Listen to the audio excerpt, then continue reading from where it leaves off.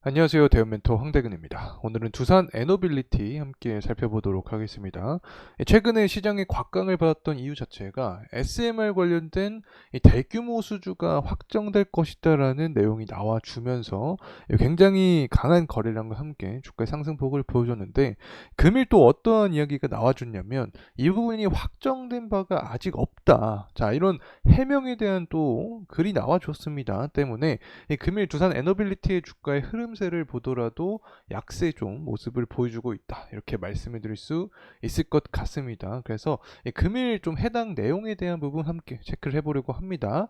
자, 그리고 나서 이제 우리가 살펴볼 게 이 고준위 특별법이죠. 이 사실 지금까지 11차 전력수급 기본 계획 자체가 연기가 되었던 이유를 좀 생각을 해보면, 이 고준위 특별법을 통과를 시키지 않았기 때문에 11차 전기본도 기존의 3월에서 지금까지 계속 이어지고 있는 상황인데, 이 총선에서 민주당이 당선되고 나서 제가 좀 우려를 했었죠. 과연 민주당 의석수가 증가를 했는데 과연 고준위 이 특별법이 통과가 될 것인가에 대한 우려를 했는데, 아니다 다를까 제가 우려했던 결과가 또 출현을 했습니다. 고준위 특별법을 폐기하겠다라는 내용이 나와주면서 11차 정기본에 대한 연기 가능성도 정말 강해진 상황입니다. 그래서 관련된 내용 함께 체크를 해보고, 또 이제 체코 원전이 다가온 상태이죠. 프랑스와 2파전인데 이제 여기서 원전에 관련된 테마가 다시 한번 형성이 되기 위해서는 이 체코 원전에 대한 수주가 좋은 방향성이 나와줘야 됩니다. 그래서 이 부분이 원전의 방향성을 결정할 수 있을 텐데, 관련된 디테일한 부분과 함께 중장기 방향성은 또 어떻게 흘러갈 수 있을지 전반적인 이야기 진행해보는 시간 갖도록 하겠습니다. 구독과 좋아요 부탁드리고, 그러면 영상도 끝까지 시청해주시면 감사하겠습니다. 우선 기사 내용에서도 나와주고 있죠. 두산 에너빌리티 SMR 대규모 수주 관련된 공시가 나왔는데 확정된 바가 없다라는 이야기를 해주고 있습니다. 실제로 제가 이 공시 들어가서 한번 체크를 좀 해보도록 하겠습니다.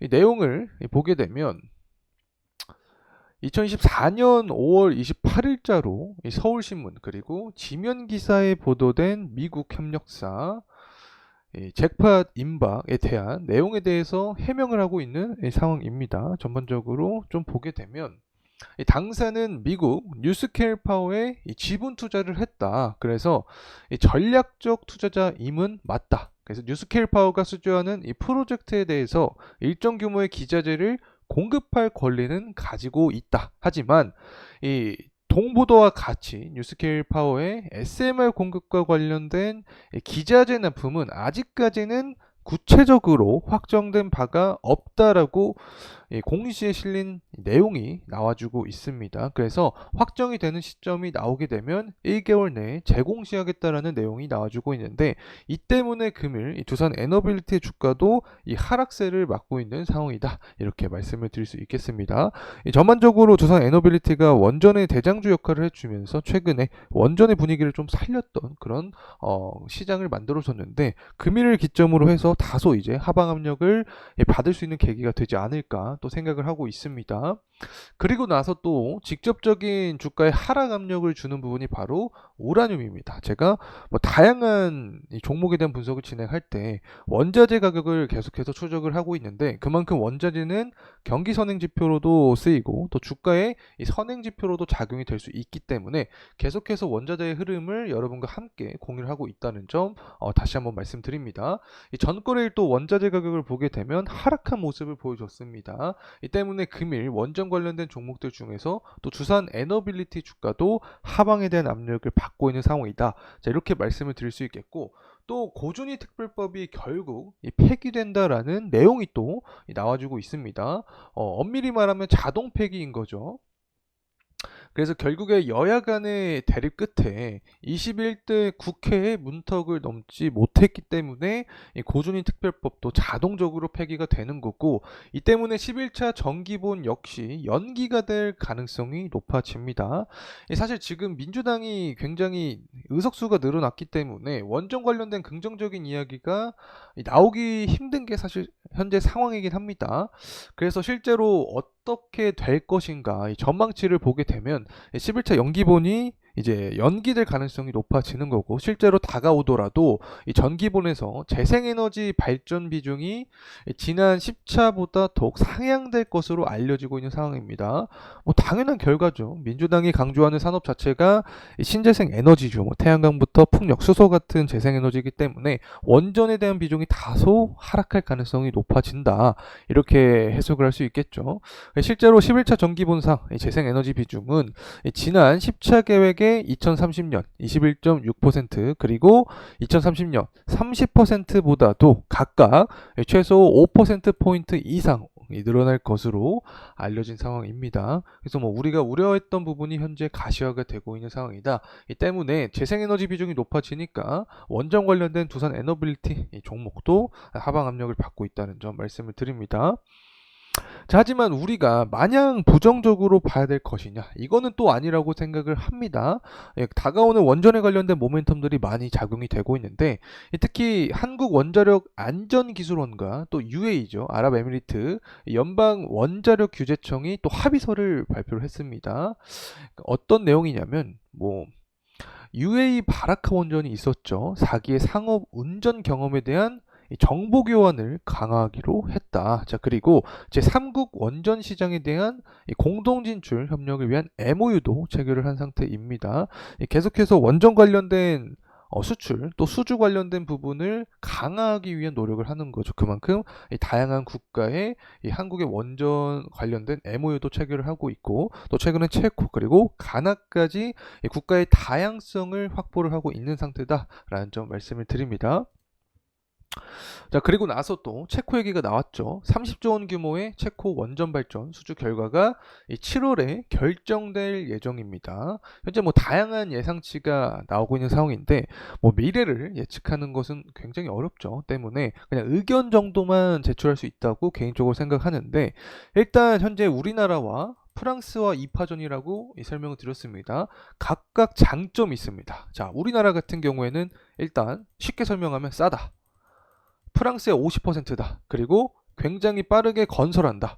이 두 가지 장점이 있는 거죠. 그리고 프랑스 같은 경우에는 어떤 장점이 있냐?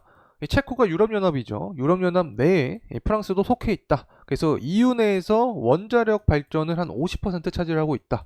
때문에 이 외교적인 측면에서 봤을 때는 프랑스가 이점을 갖고 있다. 하지만 이 사업적인 측면을 봤을 때는 우리나라가 이점을 갖고 있다. 옆으로 좀 생각을 해보면 옆 동네에 이 방산이 있죠. 최근에 방산주들이 폴란드와 수출 계약을 계속해서 한다라는 긍정적인 내용이 나와줬는데, 이 부분이 바로 빠른 공급의 납기 그리고 가격 경쟁력에 있었습니다. 그래서 이 부분이 만약에 원전에도 동일하게 작용이 된다라고 하면 원전 관련된 이 테마들이 다시 한번 들썩이면서 두산 에너빌리티도 주가의 상승 모멘텀을 받을 수 있지 않을까 개인적으로 생각을 하고 있습니다. 자, 이제 가격적인 흐름세 함께 살펴보도록 하겠습니다. 사실 두산 에너빌리티 같은 경우에는 5월 27일이었죠. 당시 강한 거래량과 함께 주가의 상승 모멘텀을 크게 받았는데, 뉴스케일 파워와 수주를 한다라는 그런 내용들이 나와주면서 상승에 대한 폭을 강하게 받았다. 자, 이렇게 말씀을 드릴 수 있습니다. 사실 두산 에너빌리티뿐만 아니라 다른 원전주들도 마찬가지긴 합니다. 문재인 정부 때 탈원전을 진행을 했습니다. 탈원전을 진행하면서 원전에 대한 가동률이 굉장히 낮아졌다. 그래서 한국전력 같은 기업들도 적자폭이 커졌고, 전반적으로 원전주들이 힘을 못 쓴 그런 장세가 지속이 되었다. 자, 이렇게 말씀을 드릴 수 있겠습니다. 하지만 최근 정부 들어서 다시 한번 원전을 살려주겠다라는 그런 내용들이 나오면서 상승 탄력을 조금씩 받아줬던 상황이었는데, 4월달 총선에서 민주당이 승리를 해주면서 의석수가 증가를 했습니다.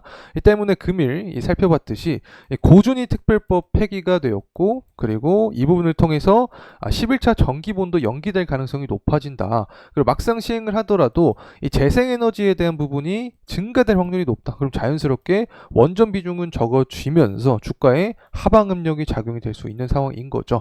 그래서 현재 구간에서 반전의 키가 될 수 있다. 이 부분은 결국에 해외 원전 수주라고 계속해서 말씀을 드렸습니다. 특히 6월 그리고 7월 체코 원전 수주 프로젝트에 대한 결과가 나오는데, 과연 우리나라가 가격 경쟁력을 바탕으로 수주를 따낼 수 있을지 제가 계속해서 여러분과 함께 빠른 속보를 공유할 예정에 있으니까 저와 함께 나아가면 좋을 것 같습니다. 그래서 현재 구간에서 이제 주봉으로 살펴보게 되면 121선 구간과 5일선 구간까지도 돌파한 이 모습을 보여주고 있습니다. 사실 지금부터 매물대가 굉장히 많이 속해 있는 구간에 있다라고도 표현을 드릴 수 있을 것 같은데 22년도 그리고 21년도에 대한 물량이 많이 쌓여 있는 구간입니다. 그래서 현재 구간을 잘 매물 소화를 해주면서 이 돌파를 해주는 모습이 중요할 것 같다는 점 다시 한번 말씀을 드립니다. 자, 이상으로 두산 에너빌리티에 대한 영상 마무리하도록 하겠습니다. 금일 시간이 도움이 되셨다면 구독과 좋아요 부탁드리겠습니다. 감사합니다.